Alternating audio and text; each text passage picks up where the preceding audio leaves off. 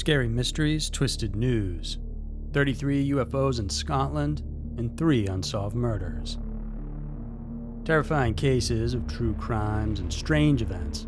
Every week, Twisted News dives into 2 mysterious and scary cases currently happening in our world. This week, we'll tackle the intriguing accounts of 33 UFO sightings in Scotland and the harrowing murder confession of Willis Davis. Get ready for Scary Mysteries, Twisted News. Number 1. 33 UFO sightings in Scotland. Scotland is definitely no stranger to the bizarre and unexplainable. In fact, when we hear the name of this magnificent country, the Loch Ness Monster is probably what pops into our heads. And apparently, this large and long-necked, mythological creature isn't the only enigma in this beautiful British Isle. According to a slew of news in 2020, a plethora of UFO sightings appeared in the Scottish skies. The number of incidents was simply too high that we couldn't ignore it. In a report gathered by the Northwest UFO Group, a specialist alien investigation organization in the UK, there were around 33 recorded sightings in 2020. The counties Lanarkshire, Aberdeenshire, and Ayrshire were the places with the highest number of sightings. These occurrences supposedly began on January 8th in Lerwick, a port town of the Shetland Islands, when a man saw something he described as a convoy of triangular flying objects. Then in the following weeks, in Peterhead, a town in Aberdeenshire, 2 similar reports corroborated on a bizarre event wherein an object seemed to punch a hole in the sky above the North Sea. But then there was more. On March 22nd, a tourist was taking pictures of the scenic night sky in Kilmarnock when a bright flying object appeared from out of nowhere. April 4th, a witness reported noticing a strange bright light in the sky off the side of the road. The intensity of the illumination forced him to stop driving and watch it for more than 5 minutes. As he was watching, the bright object morphed from orb-shaped to cylindrical, with moving lights all over it. This UFO disappeared abruptly, leaving a strobe of red and white lights behind. In May, in North Lanarkshire, a witness claimed to have seen a peculiar object flying in an S-shaped path. The same phenomena was witnessed by others for about a week, and then a reddish-orange orb came flying across the sky in Glasgow. Many witnessed it, but none were able to say exactly what it was.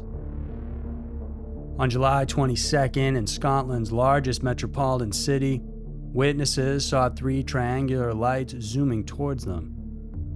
The objects then merged into a huge single line before disappearing without a single sound.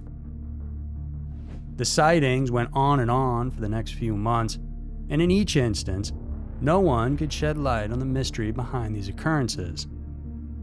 One of the last sightings happened in Airdrie. A witness noticed a cloud with sparkling lights within it, and with his curiosity piqued, he went out to take a photo.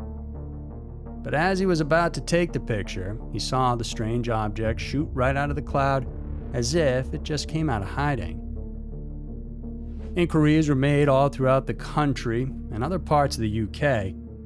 Theories suggest that the surge of UFO sightings in 2020 could be connected to the launching of SpaceX's Starlink satellites, which is Elon Musk's most ambitious global project, which springs out of his vision for better, faster, cheaper internet access for the whole world. Since last year, the firm has launched 370 low-orbiting satellites. Yet again, some people say this still can't fully explain the eerie behavior of these unknown objects which, according to them, looked as if they were being piloted. Without a doubt, there's a lot going on above the skies in Scotland. What it is exactly, we have yet to find out.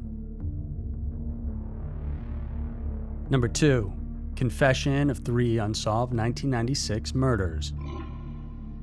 A confession in legal terms is an admission of guilt. And when a man named Willis Davis gave his, he opened the door to the mystery behind a trio of cold case murders. On January 12, 2021, Davis was apprehended after officers discovered he'd been concealing a .40 caliber handgun. As per the routine, he was brought in and detained at a North Las Vegas police department. During his detention, the 43-year-old suddenly caught the attention of officers when he told them that he wanted to confess to killing people. Davis went on to tell authorities about his time that he was in a gang. Members like him were told to hunt down rivals, and he complied by gunning down 2 suspected adversaries. He went on to divulge about another incident in which, at the behest of his friend, he shot a man who was just standing at a bus stop. He said he didn't know the person, but he was aware that he killed him. The report of the interview noted how Davis provided them with such raw details that they believed only a guilty person could know. Given the intimacy of the information, the authorities were convinced that he could be the man responsible for 3 murder cases that had gone cold for more than 25 years. The cases were as followed. On May 18, 1996, the NLVPD received reports of a drive-by shooting at a nearby North Las Vegas bus stop. A young man named John Muldrow Jr. was found suffering from a gunshot wound to his chest. He was later rushed to the University Medical Center, where he eventually died. The Clark County Coroner's Office confirmed that Muldrow had died from the aforementioned wound. An investigation was conducted, but the leads were little to non-existent.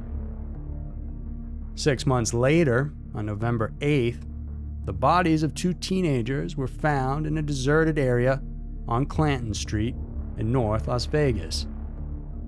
The victims were Xavier Crockett, who was 15 years old, and 14-year-old Jason Moore.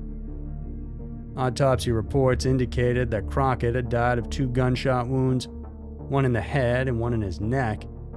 His companion, meanwhile, was killed with a single shot to the head. Police at the time attributed the pair's death to a deadly rivalry between the so-called GPK gang and the NTG gang.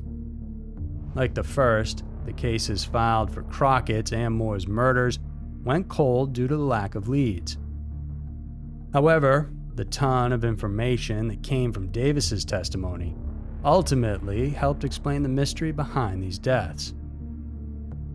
He said that sometime in 1996, he and a friend were driving around the intersection of North Commerce Street and West Cary Avenue when they saw a juvenile whom they thought to be an NTG gang member waiting at a bus stop. At the urging of his companion, Davis shot the teen, who would later be identified as Muldrow Jr. The shooter went on to talk about the November 8th incident in which he and 2 of his gang mates were strolling in the neighborhood of Clayton Street. In a wicked twist of fate, Crockett and Moore happened to be in the area. Davis said that he fired upon the heads of the victims. When one of the targets managed to run, he then chased him down and shot him a second time. Each of the handguns he confessed to using during the shooting incidents matched casings found at both scenes. Interestingly, just a few days after his confession, the accused was reported to have recanted his statement. In a video call and phone interview with a media outlet, he said that he was high on PCP or angel dust when he talked to the police. "I was just out of my mind. I don't even remember what I said," Davis told Review Journal.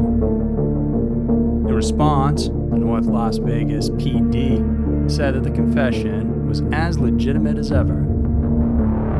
Meanwhile, the respective families of the victims expressed hope that with Davis's arrest, authorities would finally be able to give justice to the deaths of their long-lost loved ones. So there were 2 of the most intriguing and shocking stories around. The world can be a crazy place, and Twisted News is sure to show you why. Thank you guys so much for tuning in. If you liked this video, please subscribe and hit the notification bell so we have new videos coming out every single week. week. And if you want even more videos, then go ahead and check out our Patreon page.